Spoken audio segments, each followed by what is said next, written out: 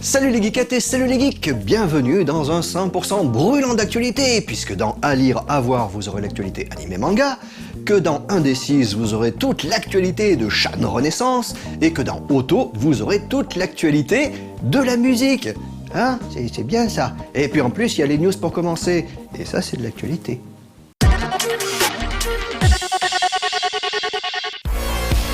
Prenez un peu d'Ulysse 31, un peu de Megaman et de F-Zero, ajoutez-y des boss immenses et de jolies animations en 2D et vous obtenez un titre que l'on attend de pied ferme à la rédaction. The Next Penelope Race to Odysseus est un jeu de course conçu par une seule et unique personne, Aurélien Regard, le cofondateur du studio Arkedo. Le 22 janvier prochain, son projet sort sur Steam en accès anticipé et à cette occasion, le courageux développeur / studio à lui seul nous en dit plus sur ce que cette version proposera. Par le biais d'un nouveau trailer, il précise plusieurs détails de cette version Early Access. Elle contiendra le jeu solo dans son intégralité et permettra de mettre la main sur de prochaines mises à jour qui viendront compléter l'expérience, avec notamment l'arrivée du multi et de nouveaux environnements. Profitons-en pour rappeler qu'en mars dernier, Aurélien Regard était venu parler de son projet dans Extra Life et que l'émission est toujours disponible sur Noco. Deux petites news pour revenir sur des annonces faites par Nintendo lors de la dernière semaine de décembre. La première n'est pas vraiment originale, mais devrait faire plaisir aux anciens possesseurs de NES, puisqu'il s'agit du portage de Duck Hunt sur Wii U. Sortie initialement au milieu des années 80, cette licence récemment dépoussiérée par Super Smash Bros. Avait pour particularité d'être compatible avec le NES Zapper, un accessoire qui sera pour l'occasion remplacé par la Wiimote. Dans le jeu, cela se traduira par un système de visée plus facile et en conséquence des risques moins grands de se faire narguer par le chien qui débusque vos proies après une succession de tirs ratés. Nintendo a aussi profité des fêtes de fin d'année pour proposer le service Crunchyroll aux possesseurs de 3DS et de Wii U.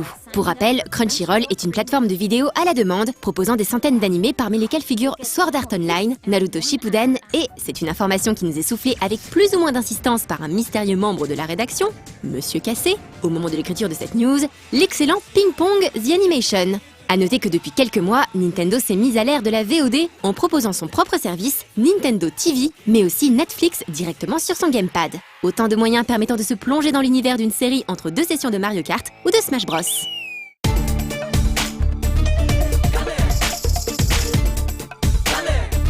Vous n'imaginerez jamais tout le talent, toute la diplomatie, toutes les supplications par lesquelles j'aurais dû passer pour pouvoir enfin faire déplacer la rubrique À lire à voir du vendredi au jeudi. Parce que oui, le vendredi, je pouvais jamais faire de lancement pour À lire à voir, alors que c'est ma rubrique préférée de 101%. C'est pour ça que je suis bonheur, je suis joie de pouvoir enfin faire un lancement.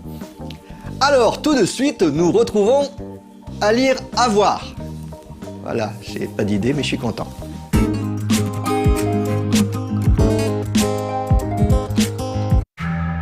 Pour terminer 2014, l'ACBD, l'Association des critiques et journalistes de bande dessinée, et son secrétaire Gilles Ratier, a mis en ligne son très instructif rapport sur le marché de la BD 2014. Celui-ci résume l'année 2014 comme étant pleine de contradictions. Par exemple, avec une production dessinée en hausse, alors que le niveau de vie des auteurs est en baisse. Pour ce qui est des mangas, 1617 volumes ont été édités et donc traduits en France. Pourtant, seulement 8 blockbusters répartis chez 4 éditeurs trustent l'essentiel des ventes, dont forcément Naruto, One Piece et Fairy Tail. Juste après, on trouve aussi L'Attaque des Titans, Bleach et King's Game. Le contraste est flagrant alors qu'il y a toujours tant de titres à lire et à voir. LDK est un shoujo dessiné par Watanabe Ayu qui compte déjà 15 volumes au Japon et dont le premier tome vient de sortir chez Pika. Difficile quand on est lycéenne de vivre seule, d'autant plus quand le nouveau voisin se révèle être Shusei, le garçon le plus mignon du lycée. D'autant plus quand, suite à un dégât des eaux, le dit garçon doit trouver refuge sous le toit de la jeune fille. Cette colocation forcée permettra à celle-ci d'appréhender la personnalité du charmant jeune homme qui ne manquera pas une occasion de la taquiner. L'histoire et ses rebondissements savent rester naturels et rafraîchissants. C'est avec plaisir que l'on suit les péripéties de la jeune fille. Un premier tome très sympathique pour cette nouvelle série. Aida Natsumi est l'auteur du très apprécié Switch Girl, dont la parution s'est terminée en France en octobre 2014. Delcourt publie aujourd'hui Virgin Complex, un recueil de 4 histoires paru en 2005 au Japon, faisant partie des premiers récits de l'auteur. Dans l'histoire qui donne son nom au volume, Izumi, une jeune fille de 18 ans, se fait passer pour très expérimentée auprès de ses amis, mais en vérité, elle n'a jamais embrassé un garçon. Elle est bien décidée à remédier à la situation. Malgré le nom du recueil légèrement provoquant, ces histoires d'amour restent bien gentillettes et très propres sur elles. On voit ici des jeunes filles qui aimeraient se prendre pour des grandes, mais l'auteur dépasse rarement le stade du problème de bisous. Mignon, mais tout de même un brin anecdotique. Igarashi Daisuke est l'auteur des Enfants de la mer. Depuis le 7 janvier 2015, les éditions Sarbacane proposent Saru, un one-shot du même auteur. Se baladant entre Lima, Angoulême et bien d'autres endroits sur le globe, l'auteur, au style graphique réaliste, toujours très travaillé, nous raconte une histoire ésotérique qui mélange prophétie de Nostradamus et la célèbre légende chinoise du roi singe. Un beau volume de 450 pages, à un prix qui reste tout de même raisonnable. Une histoire à découvrir sans hésiter chez ce petit éditeur indépendant. Après Altaïr et sa Turquie imaginaire, dont le tome 3 vient de sortir, Glénat explore avec Jabberwocky un autre territoire peu habituel dans les mangas, l'Empire russe. Peu après l'assassinat du tsar Alexandre II en 1881, cette région traverse évidemment une période troublée. Mais la plus grande menace vient de son secret le mieux gardé, l'existence d'une ultime armée qui obéit aux porteurs de l'orbe impérial. Lily est un agent secret envoyé par la couronne britannique pour remédier à la situation. Elle ne va pas tarder à découvrir que ses adversaires ont la peau dure et même qu'ils n'ont pas de peau, mais des écailles. Ce sont les descendants d'une espèce que l'on croyait disparue depuis une éternité, les dinosaures. Le pitch surprenant imaginé par Hisa Masato joue en faveur de ce premier volume, également riche en action. C'est intrigué que l'on attend de voir les prochaines aventures de Lily et Sabata dans un récit en 7 volumes déjà terminé au Japon. On avait déjà eu l'occasion de présenter Tokyo Ghoul en octobre dernier. La première saison s'était achevée en 12 épisodes en plein climax. Depuis début janvier, les ghouls dévoreuses de chair humaine reviennent hanter les rues de Tokyo dans une seconde saison, disponible en simulcast sur le portail Wakanim. Renommé Tokyo Ghoul Route A, l'anime reprend tambour battant en présentant dans le premier épisode la fin de l'assaut du CCG contre l'organisation Aogiri qui a enlevé Kaneki. Le jeune homme ressort changé à jamais de cette expérience et il doit désormais envisager sa vie d'une autre manière. Le soin porté au générique est toujours aussi appréciable avec notamment un ending signé Amazarashi. En ce qui concerne le manga, le volume 9 vient de sortir chez Glénat et raconte avec juste un peu d'avance les événements se déroulant au début de cette nouvelle saison.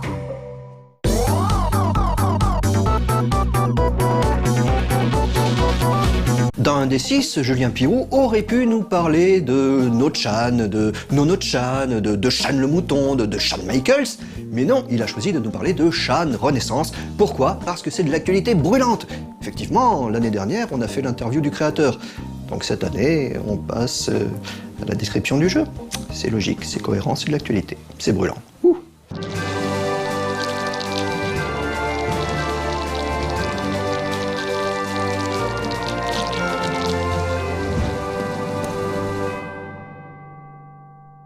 Bonsoir, bonne année 2015 et bienvenue au Club des Explorateurs de l'Imaginaire Ludique. En mai de l'année dernière, nous avons eu le plaisir de recevoir dans un des 6 Igor Polushin, l'auteur du jeu de rôle Shaan, qui était venu nous présenter la nouvelle édition du jeu qui était alors en cours de réalisation, Shaan Renaissance. Eh bien le jeu est désormais sorti et nous allons donc le chroniquer dans un des 6. A noter qu'au moment de tourner cette émission, les livres n'étaient pas encore disponibles dans le commerce, c'est donc l'éditeur du jeu Ori Games qui a eu la gentillesse de nous prêter les exemplaires que vous pouvez voir ici. Shaan est un univers de science-fantasy, c'est-à-dire à mi-chemin entre la SF et la fantasy. Le jeu se déroule sur Eos, une planète 2 fois plus grande que la Terre. 9 espèces intelligentes ont mêlé leurs arts et leurs cultures pour s'élever mutuellement au sein du continent central baptisé Eosie. La magie fait partie de leur quotidien et elle permet de se jouer du temps et des distances. Parmi ces magies, la plus mystérieuse est le Shaan, un courant de pensée prônant l'harmonie et la symbiose avec l'environnement. Mais un jour, l'homme débarque sur ce monde à bord d'un astronef. Déchirant le ciel, brûlant tout sur son passage, il ne tarde pas à faire de cette nouvelle terre d'accueil un enfer pour ses autochtones. Des peuples sont massacrés, des lieux sacrés profanés, des villes colonisées. C'est toute une civilisation ancestrale qui se désagrège peu à peu sous l'influence d'une théocratie écrasante, le nouvel ordre, et d'une aristocratie industrielle machiavélique, les grandes familles. Les prêtres shaanistes sont persécutés par les humains en raison de leurs croyances hérétiques. 250 ans plus tard, le pouvoir humain n'est plus ce qu'il était. Les luttes intestines, la corruption et les noyaux de résistance organisés le rendent inopérant au sein des provinces les plus éloignées. L'Éosie renaît peu à peu de ses cendres. Des poèmes, des peintures, des mythes sont exhumés et de nouveau transmis aux nouvelles générations. Aux quatre coins du monde, des aventuriers s'unissent pour bousculer l'ordre établi. Ils viennent en aide aux populations démunies, leur redonnent espoir et ravivent en chacune d'elles la conscience d'appartenir à une grande civilisation. Mais si la renaissance de la culture éotienne semble à portée de main, les grands gagnants de l'histoire restent les nécrosiens. La nécrose, c'est une maladie de l'âme qui transforme les individus. Ce qui commence en névrose se transforme en obsession pour finir en folie. Alors que le nécrosien perd son âme, son corps change, se décharne, se putréfie. Et les spectres, nécrosiens à un stade très avancé, ourdissent dans l'ombre de terribles machinations. Mais même les nécrosiens ne sont peut-être pas la plus grande menace qui pèse sur Éos. L'influence néfaste de la culture humaine de consommation de masse pourrait bien mener ce monde à sa perte. Les personnages incarnés par les joueurs pourront appartenir à chacune des 10 races vivant en Éotie. Boréal, Darken, Délion, Féling, Kelwyn, Mélodien, Nomoi, Wounds, Iguane et même la pièce rapportée, les humains, qui suscitent la défiance et la méfiance chez les autochtones. Un personnage est composé de 3 essences primordiales appelées trines. Le corps détermine tout ce qui a trait à la physiologie de l'individu, de la coordination à la résistance physique, en passant par l'agilité ou l'adresse manuelle et l'adaptation aux éléments qui l'entourent. L'esprit correspond à tout ce qui se rapporte au mental du personnage, sa volonté d'entreprendre, son équilibre psychique, ses facultés d'analyse, ainsi que sa capacité à emmagasiner des connaissances, à s'exprimer et à inventer. L'âme est la face cachée de l'individu, son être le plus profond. Elle définit ses sentiments et son émotivité, son affinité avec le monde invisible, sa magie, son charisme, sa chance. De ces trines dépendront des compétences appelées les domaines. Le combat, la survie et les rituels dépendent du corps. Le social, le savoir et la technique sont liés à l'esprit. La magie, les arts et le shan sont le reflet de l'âme. Enfin, la nécrose est un domaine un peu particulier, puisqu'il regroupe toutes les aspirations peu reluisantes d'un individu, ainsi que ses névroses. Le système de jeu de cette nouvelle édition tranche radicalement avec celui de la précédente. Dans la première édition de Shan, le système était en retrait par rapport à la narration et au roleplay, tandis que le nouveau système est une partie essentielle de l'expérience de jeu. Les actions des personnages sont résolues à l'aide de 3 dés à 10 faces. Les dés doivent être de couleurs différentes. À chaque dé est associé un trine, idéalement le dé de corps est rouge, le dé d'âme est bleu et le dé d'esprit est jaune. Lorsqu'un personnage tente une action, son joueur effectue un test de domaine en lançant les 3 dés de couleurs, corps, âme et esprit. C'est au meneur de jeu de décider quel domaine peut être utilisé pour résoudre l'action que tente d'effectuer le personnage. Le score du test de domaine permet d'évaluer le déroulement de l'action du personnage. Plus il est élevé, plus l'action aura de chances d'être une réussite. Une des subtilités du système de jeu de Shan Renaissance est sa gestion du facteur chance. Selon le domaine testé, l'un des dés lancés sera désigné dé d'action. Il faut obtenir sur le dé d'action un chiffre qui soit le plus élevé possible, tout en restant inférieur ou égal au niveau du domaine testé. Si ces conditions sont remplies, le résultat du dé d'action est ajouté en bonus au score du test de domaine. Pour savoir si une action est réussie, le score du test de domaine est comparé à la difficulté de l'action, qui est fixée par le meneur de jeu et peut aller de 0 à 9. Cette émission n'a fait qu'effleurer le monde de Shan Renaissance et son système de jeu. On n'a pas par exemple pu parler des spécialités ou des pouvoirs ou des multiples types de scénarios possibles. Ce sera donc à vous de découvrir tout ça dans les différents livres qui composent la gamme. Les livres Parlons-en sont vraiment de très beaux ouvrages, colorés, magnifiquement illustrés, qui donnent envie de se plonger dans la culture et les mythes de Léotie. Shan Renaissance est une vraie réussite, le retour en fanfare d'un jeu original et qui possède une vraie profondeur. Tout cela donne envie de dire « Yes, we Shan !» Et sur ces bonnes paroles, je vous dis à dans 2 semaines et d'ici là, jouez bien!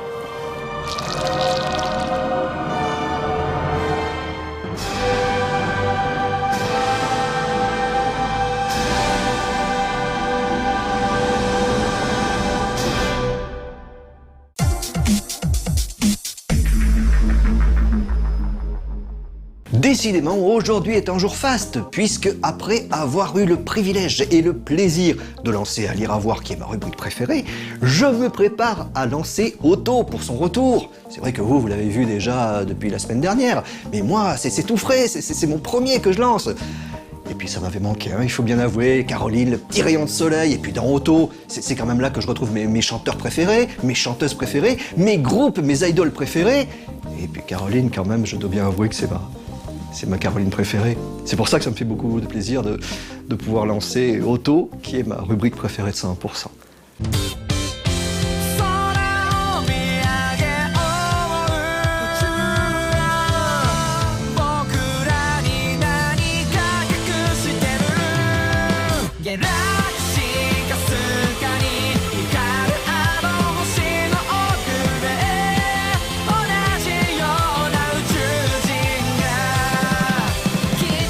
Bonsoir à tous et bienvenue dans Auto. Ce soir, nous verrons ensemble les sorties CD de janvier et de février.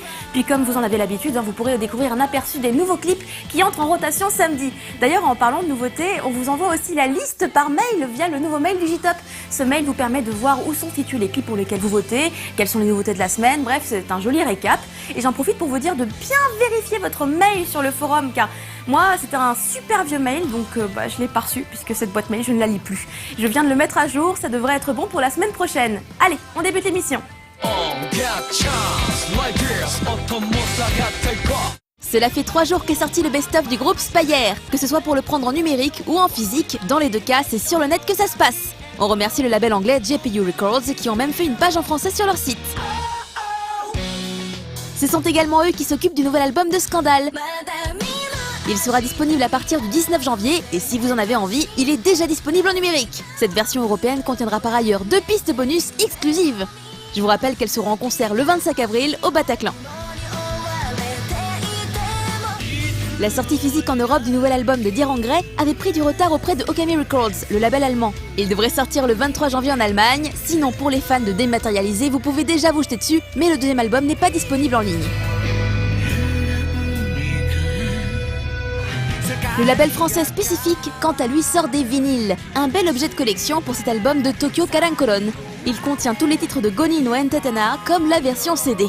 On vous rassure, si vous n'avez pas de platine, vous pouvez le prendre en dématérialisé sur le Bandcamp du label, l'endroit idéal pour découvrir ce groupe de pop-rock qui mélange parfaitement différents styles.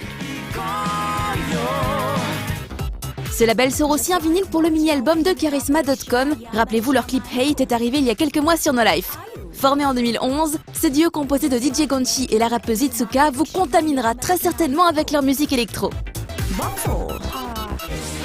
Et enfin, le 20 février, pour accompagner leur nouvelle tournée européenne, le duo Adams sortira Sexplosion, leur nouvel album avec du contenu 100% nouveau comme Love Me que vous écoutez à l'instant. Il sortira sur le label I Feel. Faudra aller sur la boutique en ligne du label ou attendre les concerts pour pouvoir obtenir votre exemplaire.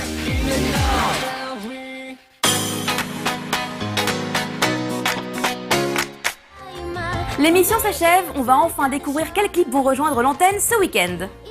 On commence avec une jolie petite chanson de Nishino Kana. Darling est toute mignonne avec son téléphone et son rouge à lèvres qui partent ensemble à l'aventure sur un petit air de guitare qui vous fera battre la mesure. Sawano Hiroyuki est un compositeur très connu pour son travail sur les animés et les dramas. En 2014, il s'est lancé dans un projet spécial, Sawano Hiroyuki Music, où d'autres artistes viennent chanter avec lui. Pour le titre As, qui est l'ending de l'animé Al Noa Zero, il est accompagné de la chanteuse Mizuki du groupe Itsue. On part ensuite dans un monde rempli de couleurs vives avec Lisa et son clip Bright Flight. Une chanson qui vient de son single Bright Fly El Miranic, un titre pop et un autre rock. On commence avec la pop. Voici un titre live de TM Network tiré de leur concert Incubation Period de 2012. Il s'agit de 7 Days a War, une chanson très connue. Même Hamasaki Ayumi en a fait une reprise dans son single Crossroad en 2010. Là vous avez l'original dans une belle salle.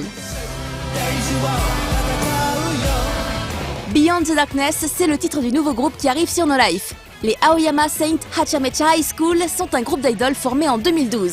On les surnomme les Mecha High. Voici le clip de leur 5e single sorti le 6 janvier. On continue avec des idoles, cette fois on va du côté du Hello Project avec le clip Yataru-chan des Smilage sorti en 2013. Je vous rappelle que depuis que nous sommes en 2015, elles changent de nom et deviennent les Anjulumu. Encore des idoles, celles-ci vous les avez vues dans Japan in Motion, ce sont les divas avec leur dernier clip Discovery. Et c'est vraiment leur dernier clip car elles se sont séparées le 30 novembre dernier. Encore un clip que vous avez vu dans Japan in Motion, c'est Arikitarina Onna, une femme ordinaire, de Shinaringo. Ça semble fou de se dire que c'est le 2e clip qu'on reçoit de cette grande artiste, alors qu'il n'y a pas si longtemps, on n'y croyait presque plus. Avec Diva, on parlait de séparation, ici aussi c'est une triste nouvelle pour Lightbringer, le groupe s'est mis en pause depuis le mois de novembre également. Profitons encore un peu de leur talent avec Clockwork Journey, tiré de leur dernier album Monument.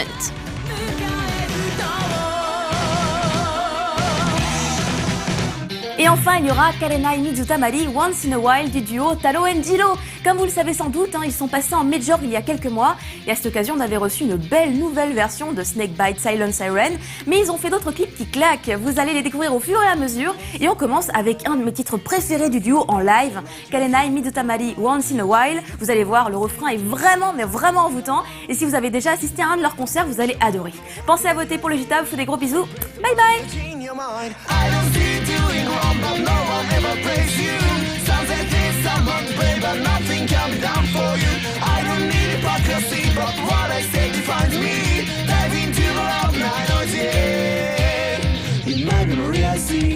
Myself in a blue chair, all that song in the twilight was nothing more than an illusion to me. Where should I let it go?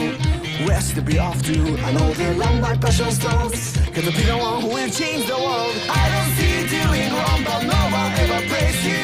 Sounds like this, I'm not to blame, but nothing can be done for you. I don't need hypocrisy, but what I said defines me.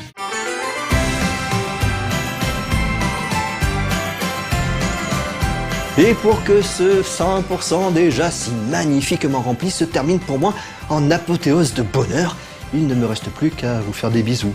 Parce que je sais pas si je vous l'ai déjà dit, mais en fait, c'est vous ma rubrique préférée de 100%.